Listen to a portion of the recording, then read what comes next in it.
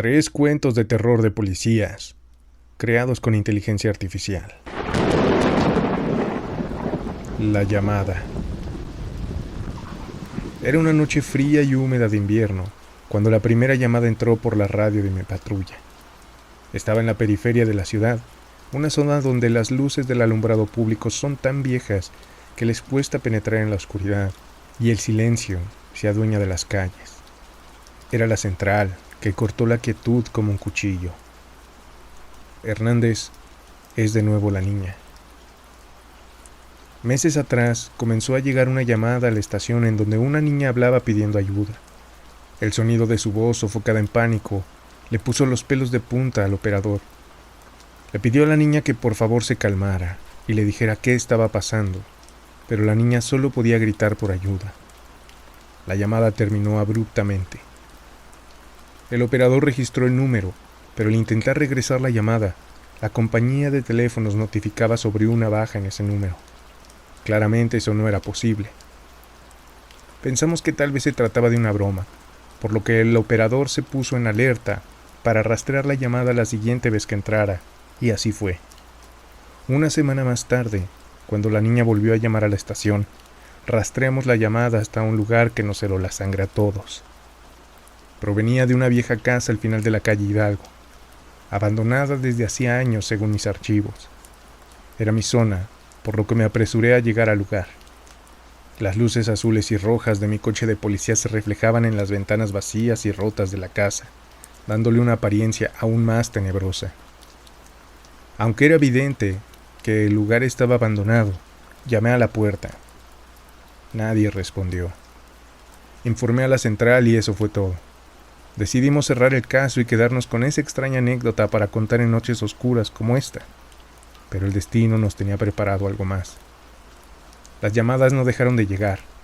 A veces cada semana, a veces cada 15 días. Siempre era la niña, llorando desesperada y pidiendo ayuda. La situación comenzó a afectarme. Las noches sin dormir y el misterio de las llamadas me llevaban al límite. Decidí investigar más profundamente y descubrí una horrible verdad. Hace décadas, una familia había sido brutalmente masacrada en esa casa. Los informes decían que entre las víctimas había una niña. El caso nunca se resolvió. El asesino nunca fue atrapado. Una noche, ya cansado de aquel reporte escalofriante, me decidí a actuar. Llegué hasta aquella perturbadora casa abandonada.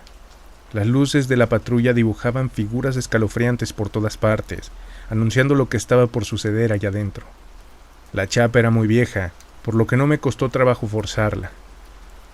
Entré con la mano en la empuñadura de mi arma y la linterna iluminando los rincones oscuros. El aire era espeso, con un olor a humedad y a viejo, a madera podrida y a una desolación que se aferraba a mi ropa. El silencio era casi total, roto solamente por el eco de mis propios pasos en el suelo de madera. Busqué en cada habitación, pero no había nadie. Al salir de la casa, la radio de la patrulla estalló con la voz aterrada de una niña. Lloraba suplicando ayuda, pero me decía que volviera, que no me fuera, que él estaba allá adentro con ella. Me quedé paralizado. Sentí cómo la sangre se me congelaba dentro de las venas, y entonces me decidí a terminar con todo esto.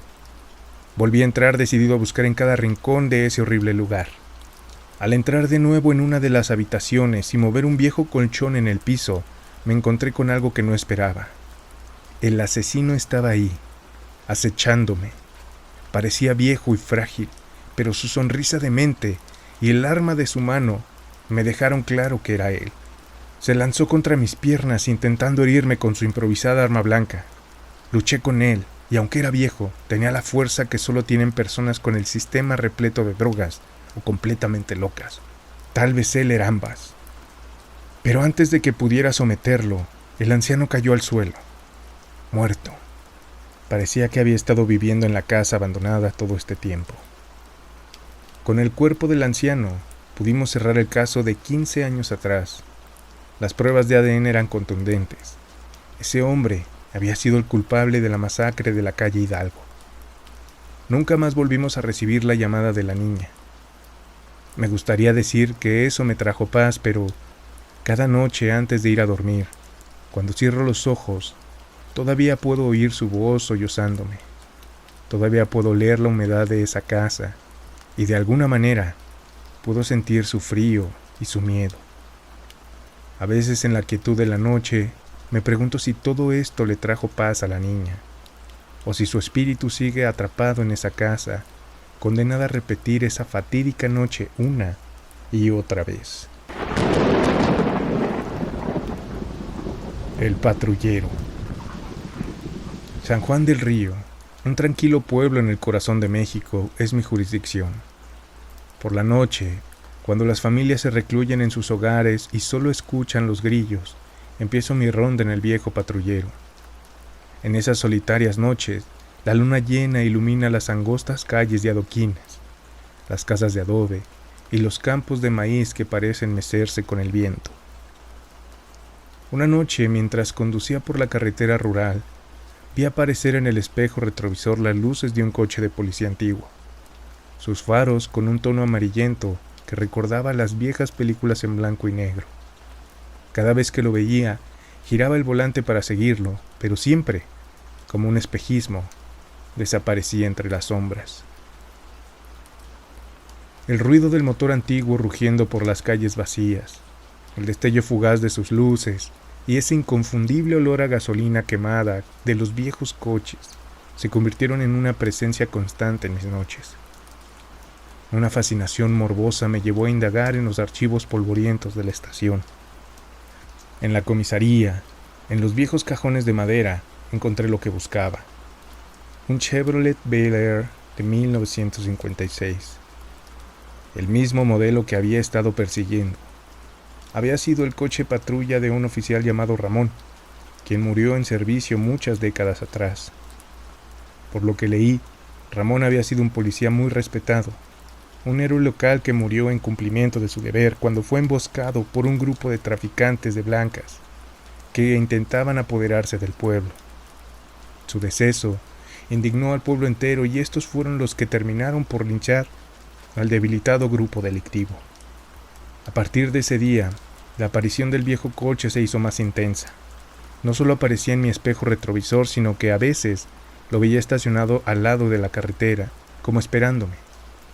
Podía oír la estática de la vieja radio, ver la silueta de un hombre al volante y el frío, un frío sobrenatural, se instalaba en mi piel cada vez que estaba cerca. Una noche, cuando aquella vieja patrulla estaba estacionada a un costado de la carretera, reunía el valor para acercarme a pie. El crujir de las hojas secas bajo mis pies parecía magnificado en la quietud de la noche. La luna brillaba bajo el viejo Bel Air dejando ver su poderosa carrocería de sólida lámina. Me acerqué a una ventanilla y ahí estaba él, Ramón, con su antiguo uniforme, mirándome con unos ojos tristes. «Protege nuestro pueblo», susurró con voz etérea antes de que el coche se desvaneciera ante mis ojos. Desde aquel día no volví a ver el coche. Sin embargo, cada vez que hago mi ronda nocturna puedo sentir la presencia de Ramón como un guardián silencioso del pueblo. Y a veces, en la quietud de la noche, puedo oír el rugido de un motor antiguo, una sombra en el retrovisor y el eco de una voz que me dice: «Protege nuestro pueblo». Preso en el tiempo.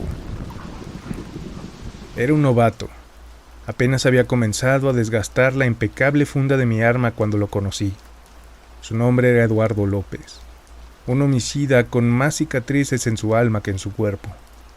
Su celda estaba en el extremo más oscuro y viejo de la prisión, un lugar que olía a óxido y a humedad, a miedo y a soledad. Eduardo afirmaba que cada noche la figura de un hombre alto y delgado aparecía en su celda. El fantasma no hablaba, simplemente se quedaba de pie junto a los barrotes, con una mirada aterrada y apuntándole con una linterna. Me lo contó con voz temblorosa, con ojos inquietos que bailaban entre las sombras.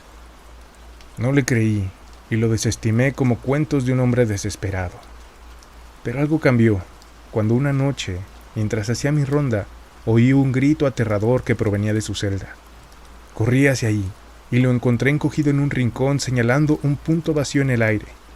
Sus ojos estaban desorbitados y su cuerpo temblaba. No había nadie más, solo él y su miedo palpable. Después de esa noche las cosas empeoraron. Los gritos se hicieron más frecuentes. Eduardo dejó de dormir. Su piel pálida se volvió casi translúcida y sus ojos parecían hundirse más cada día. Decidí buscar en los archivos, en los viejos papeles amarillentos y olvidados. Lo que encontré fue perturbador. Había un hombre, hace varias décadas, que ocupaba la celda de Eduardo. Un hombre que encajaba con la descripción del espectro que Eduardo veía. Un hombre que había muerto en esa misma celda en circunstancias misteriosas. Un suicidio no confirmado. Una investigación apresurada. Un caso cerrado y olvidado. Esa misma noche regresé a la celda de Eduardo, esperando decirle que no estaba loco, que había una explicación, pero al llegar, encontré su cuerpo inerte, sus ojos abiertos mirando al infinito, su rostro pálido y aterrado, y su mano estirada a través de los barrotes como intentando señalar por la eternidad al culpable de su muerte. Poco tiempo después me transfirieron a otra prisión y me olvidé de Eduardo y su descenso a la locura. Me gustaría decir que ese es el final de mi encuentro con lo inexplicable, pero no. Pasaron décadas. Eduardo se convirtió en un recuerdo difuso. Su historia se perdió en la rutina de mi vida como oficial. Pero todo cambió cuando después de 25 años de trabajar como custodio, me volvieron a transferir a esa prisión.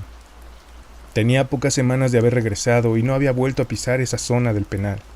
Pero una noche, cuando recién entraba a mi guardia, me pidieron que cubriera a un compañero que tenía incapacidad. Para mi sorpresa, era el área donde había trabajado al principio de mi carrera como oficial y custodio. Me acerqué por curiosidad a la celda que años atrás había utilizado Eduardo. Estaba oscura y vacía, parecía no haber cambiado nada, como si estuviera atrapada en el tiempo. Estaba por continuar mi rondín, pero entonces escuché una voz temblorosa venir desde dentro. Una voz que conocía. Una voz que creía olvidada. ¿Qué quieres de mí? Mi quijada cayó. Mis ojos se llenaron de terror. Sabía que esa celda estaba vacía, que Eduardo estaba muerto, pero la voz era suya. Las palabras reverberaron en mi cabeza como un eco aterrador. Esa voz era imposible. Eduardo había muerto décadas atrás. Yo mismo había encontrado su cuerpo. Luché por mantener la compostura. Intenté convencerme de que era solo mi imaginación jugándome una mala pasada. Me alejé de la celda. Sacudí la cabeza para aclarar mis pensamientos y continué con mi ronda. Pero por más que lo intenté, no pude sacarme la voz de Eduardo de la cabeza. Esa noche no pude dormir. Cada vez que cerraba los ojos veía la cara pálida y aterrada de Eduardo, estirando su mano a través de los barrotes. Finalmente, incapaz de resistirlo, decidí investigar. Busqué en los archivos de la prisión. Me perdí en pilas de papeles amarillentos y polvorientos hasta que encontré lo que buscaba: el expediente de Eduardo López. Leí una vez más la historia de su crimen, su condena y finalmente su muerte. Pero había algo más. En el expediente había una nota al margen, escrita con una caligrafía apresurada y temblorosa. No se use de nuevo esa celda. Se reporta actividad extraña, gritos, susurros. Los reclusos que la usan hablan de un hombre que los visita por las noches. Fue como si un balde de agua helada me cayera encima. No era posible. El alma de Eduardo estaba atrapada en el tiempo, condenado a revivir su miedo y desesperación una y otra vez. ¿Era esa la voz que había oído? Decidí averiguarlo. Volví a la celda esa misma noche con una linterna en mano y una sensación de pavor en el estómago. Me acerqué a la celda y por un momento todo estuvo en silencio. Entonces oí la voz nuevamente. ¿Qué quieres de mí? La voz sonó tan real, tan cercana, como si Eduardo estuviera allí mismo, frente a mí. Y entonces, en el haz de la luz de mi linterna, lo vi. A Eduardo, tal y como lo recordaba, pálido y aterrorizado, sus ojos suplicantes clavados en mí. Quedé paralizado de terror. Quería gritar, correr, pero mis piernas no me respondían. Y entonces, Eduardo levantó la mano. La deslizó entre los barrotes como si quisiera tocarme, pero en lugar de eso, su mano atravesó mi cuerpo. Sentí un frío que me recorrió de pies a cabeza. Un frío más profundo y aterrador que nada hubiera sentido antes. Cuando miré hacia abajo, vi que mi cuerpo había empezado a desvanecerse. Intenté gritar, pero no salió sonido alguno de mi boca. Intenté correr, pero mi cuerpo ya no respondía. Y entonces comprendí. No solo era Eduardo quien estaba atrapado en el tiempo, también era yo. Yo era ese hombre alto y delgado que apuntaba con su linterna a Eduardo las noches antes de su muerte. Ahora, éramos dos los condenados a revivir esa noche aterradora por toda la eternidad. Soy Chris Doherty. Buenas noches.